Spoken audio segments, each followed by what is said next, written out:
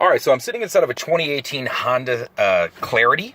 So this is going to be our hybrid plug-in model. So I just wanted to kind of show you some stuff, and I'll walk you through and kind of explain some features and function and how the car works. So let's start over on the left side and just start off here. So I've got a wood panel finish right here. I've got my auto windows, of course, my window locks, my door locks, and then my mirror control. So pretty standard stuff as far as a Honda goes. Moving down, I'll show you some different buttons. So to pop the gas cap for the plug-in is going to be right here. As far as your road departure mitigation, that's what you're looking at right here, so I can turn this on and off. And if I start to veer off the side of the road, it'll give me a little shake on the wheel, and then it'll give me a beep also. My collision mitigated braking system is right here, so that's what you're seeing. That's always on, unless you turn it off, and you gotta press that button for 3 to 4 seconds to turn it off. The only time, I can't actually imagine the time you'd want to turn this off, really. It's a protective feature, so if you're looking like you're gonna rear end someone first, it'll alert you, and then it'll actually stop the car for you. This button over here is going to work with your traction control. It's called Vehicle Stability Assist. And what that button does is, in the event that you lose traction, it'll transfer power to another wheel that has better traction. So if your back wheel's one of them slipping and the other's grabbing, it'll transfer power over to that wheel to help correct for the skid. So that's what this is. The only time you'd want to turn this off is if you were stuck in the mud and wanted to spin your tires. So that's what's going on with these buttons down here. You'll also notice down here I have the actual gas cap, and then my hood release, and then a little bit further down you can see I have my trunk release right there too. So all your standard buttons as far as what you would need for this car. Now moving up onto the steering wheel. So standard stuff over here, Bluetooth controls. So to answer a phone call, to hang up or go back, and to use voice command. So that's what's going on in these 3 buttons right here. Above that, so you're gonna have your volume controls for the stereo. Somebody was listening to something very hardcore there. So that's what you got going on right there. And then I've got the I button right here. This pulls up an information screen. So you'll see an information screen that pops up, and I can look at different things. So how I'm driving, which mode I'm driving in, as far as gas, if I want gas mileage, range, things like that. My, if I want to see what, if I need any service due or anything like that. So you have a lot of different informational options here available to you. So that's what I'm just kind of toggling through. And all you do is press the I button, it'll toggle through, and then select enter when you find one you want. And then of course you can go up and down too. So if I go up and down right now, you'll see it'll jump between my audio. So, Sirius XM, FM, AM. So anything that I have hooked up, it'll jump between. So that's what's going on right here. And then left and right will jump between like your favorite stations, or if you had like something playing streaming, you could jump to the next track, stuff like that. Moving over to the right side. So this is going to be some of your Honda sensing stuff. So I'm always going to press this main button first. So you press this and leave it on, it'll stay on. So when I get in the car the next time, it'll already be on. And you can see up there ACC and LKS, so that's what's flashing right now. So that's what's on. Now, that's adaptive cruise control and lane keep assist. So to use lane keep assist, that's going to be this button right here. So when I hit this, you're going to see some dotted lines come on up there. So what this is it's using a camera, and I'll show you where that camera is. It's actually in this box right up here. So up on the windshield. And that detects the lines on the road. It works from 45 miles an hour to 90 miles an hour. Now keep in mind, it doesn't work if you have your windshield wipers on, so this is a safety feature you need to remember. What it does is it detects the lines on the road, and if you start to like drift out of your lane, it'll just naturally pull you a little bit back over. So it's not something jarring or overbearing. Like, you can easily overtake this, and if you use your blinker, it's not gonna do anything. So just keep that in mind. It's just there to help you and prevent wrecks. Now moving on to adaptive cruise control. That is going to be involving these buttons right here. So let's say I'm going 65 miles an hour, I press set. So now I've got my speed set, and you'll see that. And now when it starts reading the car in front of me, you're going to see an icon pop up in between the dotted lines. And then I can set the distance between me and the car in front of me. So the more boxes, the more distance. And I'm doing that with this button right here. So that's how this works. So we can kind of see both a little bit at the same time. So that'd be the most distance I can create.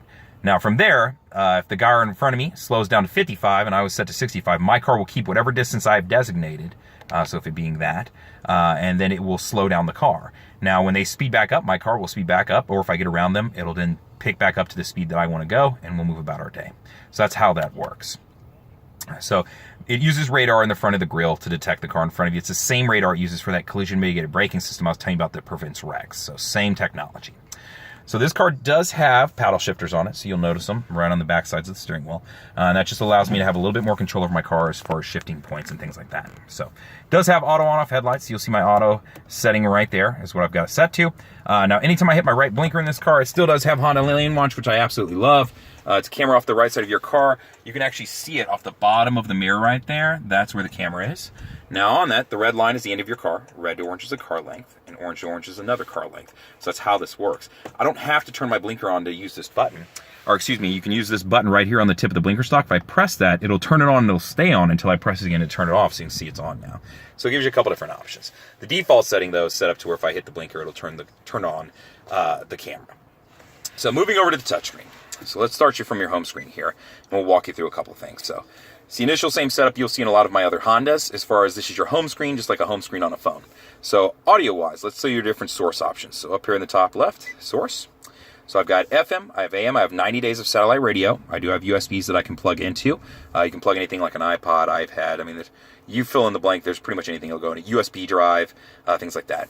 I do have Bluetooth controls. I do have Pandora compatibility. If you're using Spotify or any of the other programs, I like Bluetooth. Even if I'm using Pandora, to be honest, I like Bluetooth. Simply because if you're using the Pandora app, it's going to lock up your phone and prevent you from being able to look at it. So if you're waiting on an important phone call or email or something with an address or things like that, you wouldn't be able to get to it. So just something to keep in mind.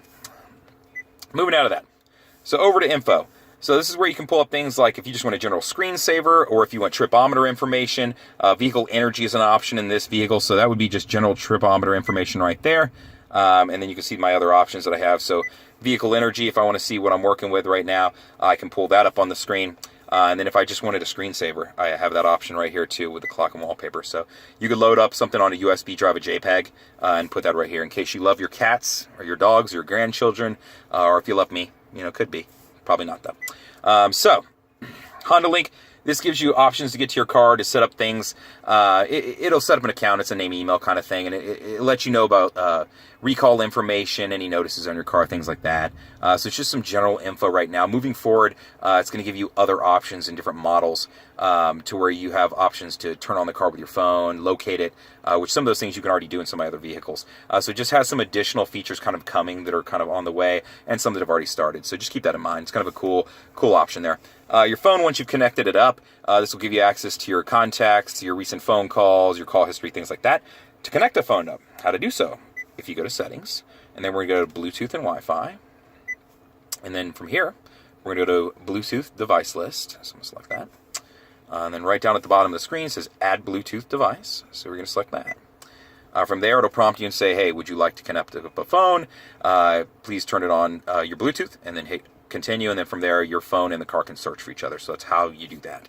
You can connect up to 8 phones to a car, so just keep that in mind, but only one can be connected to the car at a time. Now down here you see smartphone connection. This allows you to plug into the USB. Once you have plugged into that USB, which I'll show you where it is, it's actually right down underneath here, and you'll see the one with the phone on it, and then you have an auxiliary, another one over here for charging too. So if you plug into this, it allows you to pull your phone's navigation, music, messages, all that up on the touch screen. It's a really nice option. If you use an Android-based phone, you can pull up Google Maps, you can pull up Waze. Right now, if you use an iPhone, you can only pull up Apple Maps, so just keep that in mind. Waze is on the way, actually, for Apple in that sense, so just keep that in mind.